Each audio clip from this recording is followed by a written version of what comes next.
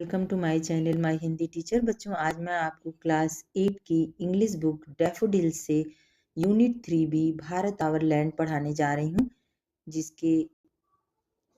जिसके पोएट हैं, ये पोएम है एक, इसके पोएट हैं चिन्ना स्वामी सुब्रमण्य भारती। चलिए मल्टीपल चॉइस क्वेश्चन देखते हैं बच्चों। ऑब्जेक्टिव टाइप के क्वेश्चन बोर्ड एग्जाम में आएंगे, आपको उन्हीं क्वेश्चंस को देखना है। और वैसे तो आप पूरा चैप्टर पढ़िए, अच्छे से पढ़िए, लेकिन आपको ऑब्जेक्टिव टाइप के क्वेश्चन जरूर देखने चाहिए। Read the stanza carefully and answer the questions. The mighty Himwant is ours. There's no equal anywhere on earth. The generous Ganga is ours. Which other river can match her grace? The sacred Upanishad are ours. What scriptures else to name with them? This sunny golden land is ours. She is peerless. Let's praise her. देखिए क्या ये जो Bharat our land है, इस कविता को चिन्ना स्वामी सुब्रमण्य भारती ने लिखा है बच्चों। तो इसी से क्वेश्चन भी है यहाँ पे। अभी हमने पोएम पढ़ा, अब देखते हैं कविता ये पोएम से क्या क्वेश्चन आया है। What do we call Himvant? Himvant किसको कहते हैं यहाँ पे? तो देखिए, ए है स्ट्रॉन्ग, बी है जेनेरियस, सी है माइटी और डी है ग्रेसफुल। तो बच्चों यहाँ पर हो जाएगा माइटी हिमवंत इज आवर्स, यहाँ पे लिखा हुआ है, आप देखिए पहली ही लाइन में, तो सी आंसर सही हो जाएगा। क्वेश्चन नंबर 2 है हाउ इज द गंगा? हमारी गंगा कैसी है? तो जेनेरियस। यहाँ पे देखिए बच्चों, आपको पैराग्राफ से आंसर देना है, तो आपको बिल्कुल परेशानी नहीं होनी चाहिए। यहाँ पे सब कुछ लिखा हुआ है और 4 ऑप्शन दिया हुआ है, तो आपको इसमें फंसने की कोई जरूरत नहीं। आप यहाँ लिखा हुआ है कि हमारी जो पवित्र पावन पवित्र गंगा है, जेनेरियस गंगा इज आवर्स। तो यहाँ पे देखिए लिखा है कि हाउ इज द गंगा, तो आपको ए आंसर सही है, जेनेरियस। क्वेश्चन नंबर 3 है who can not match the Ganga? यहाँ पे है ए है अर्थ, बी है सन, सी है अदर रिवर्स और डी है हिमालयाज। तो इसका सही आंसर हो जाएगा सी, अदर रिवर्स। क्वेश्चन नंबर 4 है विच स्क्रिप्चर्स इज आवर्स? जो स्क्रिप्ट होती है उसके बारे में है कि हमारे उपनिषद में क्या है। तो यहाँ पे देखिए क्वेश्चन नंबर 4 का सही आंसर है ए, उपनिषद।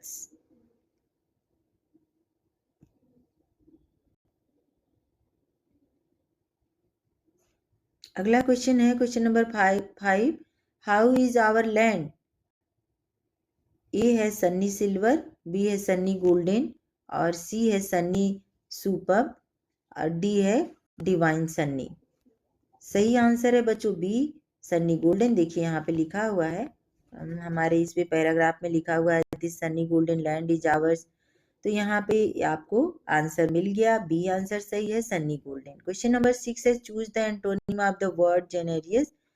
तो इसका जो अर्थ है, इसका क्या एंटोनिम होगा? एंटोनिम का मतलब होता है बच्चों अपोजिट वर्ड। अपोजिट का मतलब होता है हिंदी में समझिए तो विलोम शब्द। Choose the antonym of the word generous, ये क्या है? ए है गुड, बी है फेयर, सी है सेल्फिश और डी है चैरिटेबल। तो इसका सही आंसर है बच्चों सी, सेल्फिश।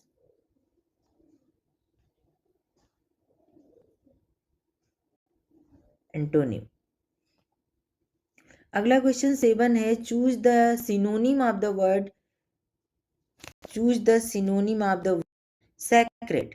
देखिए ए है होली, बी है ओपन, सी है प्रोफेन और डी है अनगॉडली। तो सही आंसर है इसका ए, होली, पवित्र। बच्चों हर चैप्टर से आपको देखना है, मैंने एक बार बताया भी आपको कि आप क्या कीजिए कि जो भी चैप्टर हम लोग पढ़ते हैं, तो उस चैप्टर से आप जितने भी एंटोनिम सिनोनिम को पूछा गया है, स्पेशली उन वर्ड्स को आप एक बॉक्स बना लीजिए और हर चैप्टर का बस एक ही 2 आ रहा है, आप उनको लिख लीजिए और आपका एक पूरा आप 18, 20, 10 चैप्टर जितने भी आपके बुक में चैप्टर हैं, अगर आप उन पूरे चैप्टर्स को पढ़ेंगे तो आपको मुश्किल से 10 से 15 वर्ड्स ही मिलेंगे जो कि एंटोनिम में जिसको पूछा गया है, जिस पे ज़्यादा फोकस किया गया है, तो आपका ज़्यादा इम्पोर्टेंट है, आपको उनको तैयार कर लेना है। ऐसे ही आपको सिनोनिम के लिए भी देख लेना है कि आपको सिनोनिम क्या पूछा जा रहा है, हर चैप्टर से किस टाइप के सिनोनिम पूछे जा रहे हैं। मुश्किल से हर चैप्टर में 1 2 से ज़्यादा 3 से ज़्यादा कहीं कुछ नहीं पूछा गया है। तो आप एक बॉक्स बना लीजिए, उसमें सबको सीरियली अरेंज कर लीजिए, आपको पता भी चल जाएगा कि चैप्टर नंबर 1 से लेके हर यूनिट 1 यूनिट 2 यूएस तो सबका आपको बना लेना है, सब बना लीजिए और आपका सब कंप्लीट हो जाएगा। वैसे तो मैं कहती हूँ कि रटने की कोई ज़रूरत नहीं है, बस आपको इसका मीनिंग समझना है और चीज़ों को समझ लीजिए। आप हिंदी में भी समझ लीजिए, इंग्लिश में भी समझ लीजिए, आपको कोई परेशानी नहीं होगी। चलिए अगला क्वेश्चन है D number, the fill in the blanks है उपनिषद सार आवर्स। तो हमारे उपनिषद कैसे हैं, सेक्रेड हैं। ये देखिए यहाँ पे बी नंबर सही आंसर है। क्वेश्चन नंबर 9 है मैच द एंटोनिम। बच्चों यहाँ पे देखिए, अभी मैंने कहा कि कम ही आएंगे, लेकिन यहाँ पे थोड़ा सा आपको काम करने की जरूरत है। यहाँ पे एंटोनिम आ गया, विलोम आ गया, तो चलिए मिलाते हैं 1 नंबर को मिलाते हैं। इक्वल है, इक्वल का अनइक्वल हो गया। दूसरा है जेनेरियस, इसका हो जाएगा, इसका 2 नंबर का हो गया आपका डी सेल्फिश। और तीसरा है सन्नी, सन्नी का हो जाएगा सडी, धूप छांव। तो ये प्रेज है, लास्ट है 4 नंबर प्रेज, तो यहाँ पर हो जाएगा क्रिटिसाइज। एक तो प्रार्थना करना, दूसरे क्रिटिसाइज करना। अगला देखते हैं बच्चों 10 number question, who is the peerless in the poem Bharat our land. A है वॉरियर्स, बी है सन, सी है आवर लैंड और डी है फार्मर्स। सही आंसर है आवर लैंड, हमारी धरती। क्वेश्चन नंबर अब देखते हैं बच्चों, स्टेंजा है, इसको पढ़ते हैं। Read the stanza and the answer the questions. Gallant warriors have lived here, many a siege has many a siege has sanctified this land. The divinest music has been here, and here all specious things are found. Here Brahma knowledge has taken root, and the Buddha preached his Dhamma here. Of hoary antiquity is Bharat. चलिए sees peerless, let's praise here, let's praise her. चलिए बच्चों question देखते हैं। 11 number, who has lived here. तो यहाँ पर आ जाएगा, पहली ही लाइन में लिखा है गैलेंट वॉरियर्स आर हियर, तो यहाँ पे क्या हो जाएगा, हु हैज लिव्ड हियर, तो डी नंबर सही आंसर है, गैलेंट वॉरियर्स। अगला क्वेश्चन है 12 number, what have the sage done here. A है प्रीच्ड, बी है सैंक्टिफाइड और सी है मेडिटेटेड और डी है सप्लाइड। तो यहाँ पर सही आंसर होगा बच्चों बी, सैंक्टिफाइड। क्वेश्चन नंबर 13 है, what has taken root here. A है ब्रह्मा नॉलेज, बी है सेल्फ इंटरेस्ट, सी है कंटिन्यूअस सप्लाई, डी है गुड स्क्रिप्ट।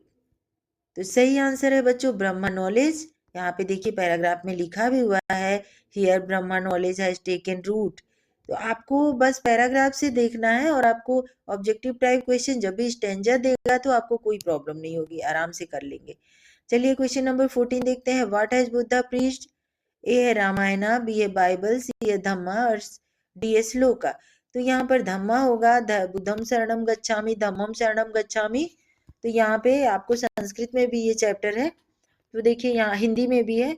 तो यहाँ पे देखिए धम्मा होगा, धर्म, धम्मा का अर्थ होता है धम्म, ये पाली भाषा है। बुद्ध की जो लिखी हुई भाषा थी पाली भाषा, तो धर्म को धम्म कहते हैं उसमें। अगला है क्वेश्चन नंबर, ऑफ होरी एंटिक्विटीज। ए है गंगा, बी है हिमालय, सी है भारत और डी है सी है भारत, डी है यमुना। यहाँ पे देखिए बच्चों लास्ट में लिखा है ऑफ होरी एंटिक्विटी इज भारत, तो आपको यहीं पे इसका आंसर मिल गया, सी नंबर सही आंसर है भारत। क्वेश्चन नंबर 16 है, what is the antonym of divine. Divine का एंटोनिम क्या होगा। ए है लवली, बी है नीट, सी है फैबुलस और डी है एफुल। तो यहाँ पे देखिए इसका सही आंसर होगा डी। अगला क्वेश्चन नंबर 17 है, what is the synonym of antiquity. A है मॉडेस्टी, बी है न्यूनेस, सी है नाव और डी है रिलैक्स। तो इसका सही आंसर है बच्चों डी, रिलैक्स। अगला क्वेश्चन है ट्रू और फॉल्स है। चार क्वेश्चन दिए हुए हैं, ट्रू और फॉल्स में देखते हैं। क्वेश्चन नंबर 18 ए है gallant warriors have lived here. तो ट्रू है ये, यहाँ पे लिखा हुआ है, पोएम में पहली ही लाइन है कि देखिए यहाँ पे लिखा हुआ है कि gallant warriors have lived here, तो ये ट्रू हो गया बच्चों। अगला देखते हैं, बी नंबर है here the false preaching has taken root. तो ये सही नहीं है, ये फॉल्स है। यहाँ पे फॉल्स एफ लिख सकते हैं या फॉल्स भी लिख सकते हैं।